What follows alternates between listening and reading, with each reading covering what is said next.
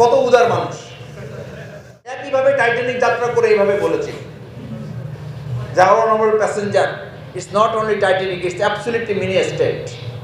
এটা টাইটানিক, এটা লঞ্চ না, এটা জাহাজ না, এটা কি মিনি স্টেট, এটা ছোট রাষ্ট্র। So we drink and memory, খাওয়া দাওয়া ফুর্তি করে, ডোন্ট ওরি, কোনো দুশ্চিন্তা নাই। এই কোনো দুশ্চিন্তা নাই বলা শেষ হইল না, এর মধ্যেই দুশ্চিন্তা, এর মধ্যে দুশ্চিন্তা শুরু।